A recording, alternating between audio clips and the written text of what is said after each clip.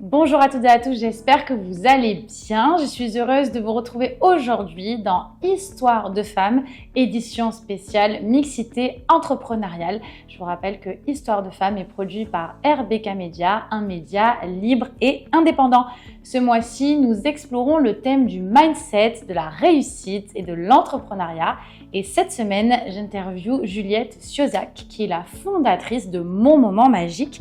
Alors après avoir traversé une relation marquée par un pervers narcissique, tu as choisi de te reconstruire et surtout de transformer cette blessure en force qui fait qu'aujourd'hui, tu réussis.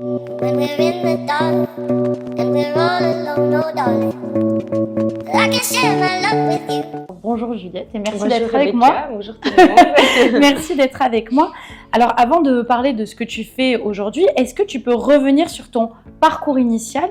Quelles étaient tes ambitions et ton quotidien avant ce basculement dans ta vie personnelle?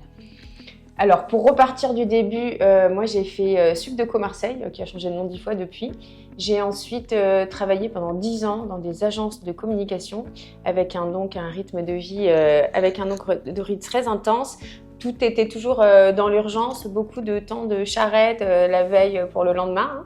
Et puis surtout, mon patron était mon mari, donc très toxique, très autoritaire, très, très exigeant. Tu me demandais quelles étaient mes ambitions. Je pense que mon ambition, c'était juste de survivre à cette époque-là. Et c'est là que la bascule, justement, s'est faite. Donc, du coup, tu étais, comme je disais, dans une relation avec un pervers narcissique. Alors, ceux qui n'ont jamais entendu parler de pervers narcissique, est-ce que tu peux nous décrire? Oui, alors on parle des hommes, il y a aussi des femmes pervers narcissiques, ça c'est un point important. On peut en trouver dans sa vie perso, on peut en rencontrer aussi dans sa vie professionnelle. C'est un sujet qui est un peu hyper tendance, où on croit que tout le monde est PN, mais ce n'est pas le cas. Ce n'est pas le cas. C'est pour ça que tu vas nous éclairer. Ouais, il y a les vrais PN et les faux PN. Un vrai pervers narcissique ou une vraie pervers narcissique, c'est quelqu'un qui va aller aspirer l'énergie des autres, comme si tu as l'impression qu'on aspirait ton âme en fait.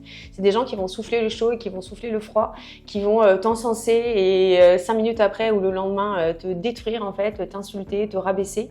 Et du coup à la fin tu sais plus comment tu t'appelles, tu sais plus où tu habites. Moi j'étais vidée de toute énergie, de toute émotion. C'est ça, tu as vraiment l'idée de t'aspirer. C'est des gens qui isolent aussi leur proie, leurs victimes, parce que du coup, quand ils sont isolés, qu'il n'y a plus de cadre ni familial, ils ont la main ni social, dessus. C'est beaucoup plus facile de pouvoir effectivement te vampiriser et avoir effectivement la main sur toi. Et en général, on se retrouve assez vite coincé dans cette situation où on se dit comment je peux m'en sortir. Il y a d'ailleurs plein de gens qui ne s'en sortent pas, il y a des gens qui arrivent à s'échapper comme moi, mais il y a plein de gens qui restent malheureusement coincés des années, voire des vies entières dans ces situations. Et donc du coup, qu'est-ce qui a été le déclic pour toi, l'élément déclencheur qui a fait que tu t'es barrée? Donc tu as mis un stop, tu vois. L'élément déclencheur, ça a été la maladie. En fait, je suis tombée malade, on ne savait pas ce que j'avais. Et j'ai commencé du coup à prendre du recul sur tout le côté professionnel. Et puis me rendre compte en fait que finalement, depuis des années, j'avais été brisée, j'avais été violée, j'avais été surendettée, j'avais été exploitée professionnellement, j'avais été coupée de tout cercle social. Et c'est finalement mon instinct de survie j'ai été chercher très très loin, et le déclic, ça a été vraiment ça en fait. C'était barre-toi ou crève en fait. Donc du coup, tu as trouvé cette force en toi pour partir, pour te relever, pour te reconstruire après une épreuve. Qu'est-ce qui t'a aidé à te reconnecter à toi et aujourd'hui qui t'aide encore dans ton quotidien? Parce qu'il faut se reconnecter à soi, bien sûr, pour pouvoir passer l'épreuve et en faire une force. Moi, ce qui m'a aidée, c'est la découverte de l'univers du développement personnel, du bien-être. J'ai mis du temps avant de me relever.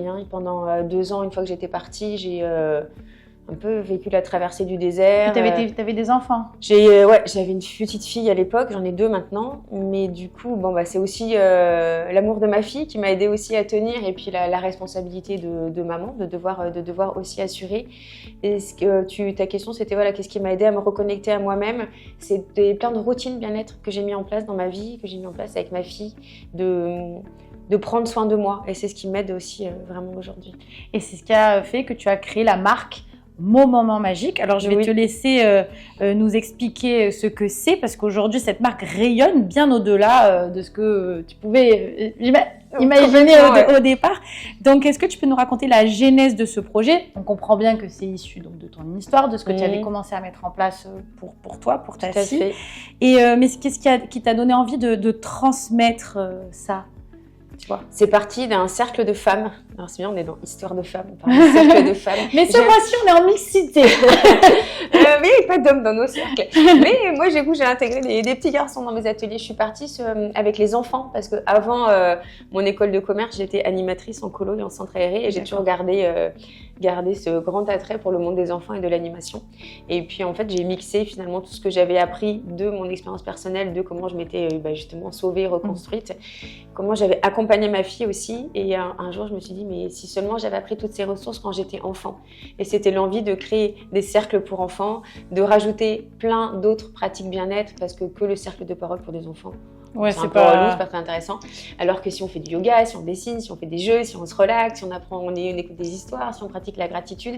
Donc j'ai vraiment créé ces ateliers inspirés de tout ce qui me faisait du bien, de tout ce qui faisait du bien à ma fille, avec l'envie d'apprendre aux enfants à se connaître, d'apprendre aux enfants à s'aimer, à avoir des ressources pour traverser aussi des épreuves de vie que inexorablement ils vont être amenés à traverser aussi, et d'apprendre aux gens, parce que maintenant il y a aussi beaucoup d'adultes dans les ateliers, d'apprendre aux gens à prendre des pauses. En fait, dans sa vie quotidienne, on a tous une vie qui va à 1000 à l'heure. Même nos enfants, ils ont des emplois du temps de dingue. Et de prendre des pauses et d'avoir des mini rituels bien-être par-ci, par-là. Et du coup, ça permet d'être bien. Donc, c'est vraiment ça que j'ai envie de transmettre. Et donc, pour toi, c'était essentiel d'imaginer c'est une approche qui était destinée à la fois aux enfants et à la fois aux familles. Tout à fait. Voilà. Pas que les adultes, pas que les enfants, vraiment la famille. Je suis partie sur les enfants, et après ça s'est agrandi aux mamans, après les papas sont dans les ateliers en duo, etc. L'objectif, c'est qu'il y a une phrase que j'aime beaucoup, c'est en disant qu'il est plus facile d'élever un enfant fort que de réparer un adulte brisé. Et je suis vraiment partie de ce postulat. Il est plus facile d'élever un enfant fort que de réparer un adulte brisé. Dans le sens aussi, à la base, et ça c'est ce que je dis dans ma conférence TEDx, c'est que si tu donnes des outils aux enfants, justement pour que ce soit des enfants qui soient bien dans leur basket, il y a plein d'enfants qui ont aussi déjà traversé des trucs horribles, donc du coup en leur donnant ces petits outils, ça va les aider à se reconstruire petit à petit et pas attendre qu'ils aient 30 ans, 40 ans, qu'ils aient fait 1000 thérapies. Et c'est comme ça qu'ils avancent. Mes filles, elles ont aussi leur casserole déjà, et du coup en nettoyant aussi au fur et à mesure, en leur donnant tout ça, ça va leur donner de la force d'être heureux, d'être épanoui et d'avoir des réflexes bien-être qu'ils vont utiliser dans leur vie d'adulte. Sauf qu'il y a plein d'adultes qui, comme toi, qui, comme moi, on découvre ça. Tiens, tu te rends compte, oh là là, moi aussi il y a plein de bordel derrière moi. Il y a des casseroles. Il y a les filles, ils te disent le sac de cailloux, tu remplis des cailloux. Ah oui, là, on est et du coup, de rocher. Et de transmettre aussi ça aux adultes pour qu'ils puissent accompagner leurs enfants, mais s'accompagner eux aussi et montrer l'exemple en fait. Moi, mes filles, elles me voient tout le temps en train de prendre soin de moi et du coup, elles vont faire pareil parce qu'elles voient que ça me fait du bien, même si je leur dis. Voilà, tous les matins, exemple, je prends le temps de m'étirer, alors de 3 minutes, 5 minutes, elle prend le temps. Et la petite, elle a 10 ans maintenant, elle est grande quand même, mais elle vient s'étirer avec moi aussi parce qu'elle se dit, mais si maman le fait tous les matins, c'est que ça lui fait du bien en fait. Et du coup, maintenant, elle fait, oh viens aussi, je vais m'étirer avec toi. Et maman, on s'étire ensemble. Donc, de transmettre tout ça, finalement, on s'élève tous ensemble vers le haut. Et ça, je trouve ça hyper important. Et c'est du coup tout ce que tu as créé, en fait, ces ateliers dans Mon Moment Magique. Parce que tu as combien d'ambassadrices là? Alors, j'en ai formé 1000. Ça fait 10 ans que ça existe, Mon Moment Magique. On dit bravo là. Et elles rayonnent dans 32 pays. Et au total, on a touché, avec les 1000 ambassadrices depuis 10 ans, 1 million de personnes dans les ateliers, dans les salons, dans les événements, dans les sommets en ligne. Bravo. Merci. Bravo, bravo. Du coup, là, on peut bien parler de réussite. Pour toi, qu'est-ce que ça veut dire réussir? Réussir, pour moi, ça veut dire être à ma place.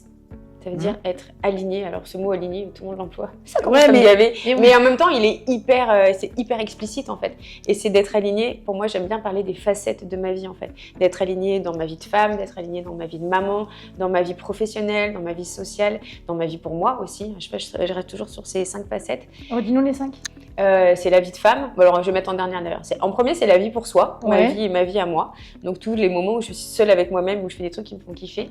Après, il y a ma vie de maman, bien sûr, qui est hyper importante, ma vie professionnelle, ma vie sociale. Avec mes copines, moi j'aime bien faire la fête.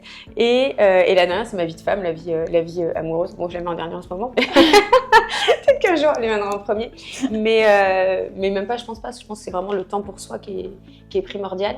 Et du coup, de réussir, ça passe aussi par cette notion d'être dans l'instant présent, d'être en pleine conscience de ce qu'on vit. Et alors j'aime bien moi le mot kiffer, mais c'est vraiment de savourer, de s'émerveiller aussi devant chaque truc et finalement de trouver du plaisir dans tout ce qu'on fait. Pour moi, réussir, c'est vraiment ça, c'est d'être bien dans sa vie à tous les moments, avec toutes les personnes et aussi de se connaître suffisamment pour mettre le stop. Exemple, tu vas dans un endroit où tu te sens pas bien, il y a des mauvaises énergies, où il y a une personne que tu n'as pas envie de voir ce jour-là, ou tu as peut-être un rendez-vous où tu sens que c'est pas le bon jour pour le faire, de oser dire non, je peux pas, c'est pas ok pour moi, on reporte à demain, etc. Et ça aide à la réussite de se connaître et de se respecter pour qu'après les autres puissent nous respecter aussi. Donc pour ça, il faut une sacrée force de résilience. Oui. C'est quoi pour toi la résilience? La résilience, alors ça c'est un mot que j'adore aussi. Oui, moi je aussi. dis toujours que j'ai une... D'ailleurs, RBK, résilience, balance, knowledge. Exactement. Et le mot résilience, alors là aussi tout le monde l'emploie, mais je suis très contente que tout le monde l'emploie et c'est un mot que je veux continuer d'utiliser aussi. Pour moi, c'est d'avoir la force de toujours se relever. Quoi qu'il se passe, tu te relèves et tu trouves la force en toi. Et c'est se dire aussi que finalement, toutes les épreuves qu'on traverse, elles ont tous un sens. Alors, il y a des gens qui parlent de cadeau mal emballé. J'aime pas trop cette expression, mais en même temps, je trouve qu'elle est assez significative et assez parlante. Et que même les trucs les plus horribles, même les trucs les plus difficiles et qui sont vraiment atroces, finalement, quand on porte la résilience en nous, on va arriver à les transmuter et presque en faire quelque chose de beau en fait. Et aujourd'hui, je me dis que si j'avais pas vécu tout ça avant, j'aurais jamais créé mon moment magique, j'aurais jamais aidé autant d'enfants, autant de familles, autant d'adultes, j'aurais jamais rendu heureuse autant d'ambassadrices, je serais pas dans cet équilibre quotidien, je transmettrais pas ça à mes enfants. Pourtant, quand je me suis barrée il y a 13 ans, ou je sais plus combien de temps ça fait, je voyais pas ça du tout comme un cadeau. Bah non. Mais de se dire, et je me suis fait tatouer d'ailleurs, c'est le plan est toujours parfait. Et que même si on ne le transmet pas pour nous, peut-être qu'on va transmettre ça à nos enfants ou qu'on va le transformer dans un projet professionnel qui va aider les autres et finalement on en fait une force. Alors après, la compétence de la résilience, elle n'est pas donnée à tout le monde. Non, ça s'apprend. Et je pense qu'elle ça s'apprend, elle se travaille et ça s'entraîne en fait. Et aujourd'hui, même si je suis hyper heureuse dans ma vie, j'ai mon lot d'épreuves comme tout le monde, mais sauf que quand j'ai un nouveau truc qui arrive, c'est ok, j'accueille. Je traite le truc en fait, je suis focus, je suis dans l'instant présent, je suis concentrée sur ce que je fais et puis après finalement c'est comme une tâche à traiter en fait finalement, tu avances dans le truc. Là j'ai eu une rentrée des classes, c'était un tsunami avec ma petite fille qui a du coup transformé plein de choses dans la vie quotidienne de ce qui était prévu en fait, qui est devenu que des imprévus. Mais voilà, j'ai accueilli et je savais que ce qui se passait c'était juste aussi, en gros elle a fait des crises d'épilepsie le jour de la rentrée, je la laisse à 9h à l'école, je la récupère à 13h. Et en fait, j'ai dit, mais tu sais quoi, Tiara, c'est super, t'as fait ça le jour de la rentrée. Au moins, on est en place dans le collège, on connaît tout le monde. tout le monde, du coup, va veiller sur elle en faisant attention à elle. C'est mieux de faire ça maintenant. Du coup, ça a favorisé un rendez-vous avec la prof principale. Normalement, il fallait attendre 3 mois, etc. Et en fait, c'était pas cool pour elle, c'était pas cool pour moi. Mais tout ce qui arrive, c'est pour le bien. Exactement. Et finalement, c'est pour son bien à elle, pour la suite de sa scolarité.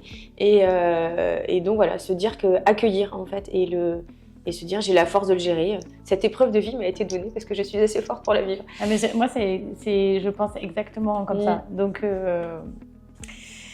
ça me touche ce que tu dis. Et alors, quel rituel, habitude ou pratique de bien-être t'aide à rester aligné? Parce que t'as mis en place plein de choses, mais toi, dans ton quotidien, donc on a compris qu'il y a l'étirement. Ouais, ça j'adore. On a compris qu'il y a l'étirement. J'écris beaucoup aussi. Le mode journaling, alors j'écrivais beaucoup dans des cahiers, j'ai aussi encore des cahiers, maintenant j'ai une appli dans mon téléphone, comme ça je peux écrire partout. Donc l'écriture c'est vraiment un super outil. De pratiquer la gratitude aussi. Alors ça développe. C'est de voir tous les points positifs qu'on a passés dans notre journée, tout ce qui fait du bien, ça peut être des petits moments. Ce soir de ma gratitude, il y aura d'avoir enregistré cet épisode avec toi. Je suis contente d'être venue sur Marseille, il faisait super beau. Enfin, après c'est d'aller chercher les petits moments de plaisir, les petits moments magiques en fait dans notre vie et de les revoir, de se les répéter, peut-être de les partager. Nous, on fait ça à table avec les filles le soir, puis chacune partage ces petits moments de la journée pour les ancrer dans la matière. Et la prochaine fois que tu vas revivre un tel moment, par exemple, la prochaine fois que je reviens à Marseille, je vais me dire « Oh, c'est trop chouette de venir à Marseille, je suis contente ». Du coup, ça ancre du positif en soi et ça met tout de suite dans des bonnes dispositions. Donc ça, c'est super important. Et même dans des journées qui nous semblent catastrophiques, où on a l'impression que c'est des journées pourries, eh bien, il y a toujours des petits rayons de soleil comme ça qu'on peut garder dans son cœur et qui font du bien. Et après, il y a une autre habitude, c'est de dormir. Ça, c'est hyper important. On est tous en déficit de sommeil. Là, je viens de passer 2 mois à dormir pendant toutes les vacances. Et c'est génial de dormir. Ouais, ça fait du bien. Et c'est hyper important parce que quand tu attaques une journée qui peut être compliquée, quand tu as des rendez-vous pas très agréables, si tu arrives en ayant dormi, eh ben, tu as plus de force, tu as plus de résilience, tu as plus d'envie que si tu... Alors, c'est facile à dire ce que je fais. Parce que c'est facile à dire, c'est plus facile à dire qu'à faire. Mais dormir, c'est hyper important. Alors, si tu devais donner au moins 3 conseils à quelqu'un qui traverse une période difficile, que ce soit une relation toxique, une rupture, une perte de repères, quels seraient-ils ? Alors, le premier conseil, ça serait de parler, de libérer la parole. De parler soit avec un cercle familial, un cercle amical ou avec un thérapeute. Parce qu'on dit que tout ce qui ne s'exprime pas s'imprime. Et quand moi je suis partie, il y a quelques années, là, j'ai eu 13 maladies en l'espace de 3 mois en fait. Et c'est quand tout le corps ressort en fait les choses. Donc aujourd'hui, voilà, le conseil hyper important, c'est de dire ce qu'on vit, d'oser dire ce qu'on vit et de le verbaliser à l'oral avec des gens et sinon aussi de l'écrire. Déjà, en fait, il faut le sortir de soi. Donc ça, je pense que c'est hyper important, quel que soit le sujet. Le deuxième conseil, ça serait de prendre soin de son sommeil, pour revenir sur ce que je disais avant, parce que quand on est reposé, c'est beaucoup plus facile d'avoir du recul sur la situation compliquée qu'on vit et de pouvoir réfléchir à trouver des solutions et à essayer de s'en sortir. Et le troisième conseil, c'est de s'inspirer. Alors par des lectures, par des podcasts, par des vidéos, par des événements, que ce soit physique ou que ça soit en ligne, pour se rendre compte en fait qu'on n'est pas seul dans cette galère et qu'il y a plein d'autres gens aussi qui vivent soit la même situation que nous, soit d'autres situations compliquées et des gens qui s'en sortent. Et que ça puisse être inspirant. Et j'aime bien l'idée de s'élever tous ensemble vers le haut et de se dire, ok, si cette personne s'en est sortie, moi je peux m'en sortir aussi dans ma situation. Exactement. Et donc ça, c'est vraiment hyper important. Et j'ai un 4e conseil, je peux donner un 4e conseil ? Non, pas du tout. Merci, au revoir. C'est d'accepter que notre état émotionnel et notre niveau d'énergie fluctuent. Il y a des jours avec, il y a des jours sans. Et du coup, d'adapter ce qu'on a prévu, par exemple, dans notre journée. Les jours sans, c'est OK de rester en pyjama, de se mettre en jogging, de peut-être annuler des rendez-vous, de ne pas sortir de chez soi, de rester dans sa bulle, de ne pas faire une réunion et à la place d'aller faire une sieste, ou de se respecter. Et les jours avec, d'en profiter. Parce que quand on traverse des choses compliquées, des jours avec, il n'y en a pas beaucoup. Et quand on voit qu'il y a un jour avec, c'est de le nourrir, de le vivre encore plus pleinement pour que ça engrange aussi plein de positifs et que ça donne la force pour le lendemain qui sera peut-être un jour sans en fait. Mais tu vois ce que tu dis, je pense que c'est quand tu as connu la douleur et que du coup tu as des cicatrices qui ont cicatrisé mais qui sont toujours là puisque c'est des cicatrices, que tu es capable de savourer les moments simples. Ouais. Des moments simples, c'est exactement ça. C'est ça, mais je pense qu'il faut être passé par la douleur. Ça, c'est terrible, mais je pense qu'il faut être passé par la douleur pour pouvoir s'émerveiller sur des petits trucs. Et c'est pour ça qu'en général, bon, là je parle de moi, mais j'aime les gens qui ont des cicatrices. Bien sûr. Ils sont plus vivants, ils sont plus humains, ils sont plus entiers. Parce qu'il y a cette résilience bien sûr. que tu n'as pas quand c'est lisse. Oui, quand c'est lisse, du coup, tu n'as pas de ressources en fait, pour avancer. Quel est ton prochain grand projet personnel ou professionnel, Juliette ? Ce serait de cultiver précieusement cet équilibre justement que j'ai acquis durement au fil des années. Et ça, c'est un projet de chaque instant.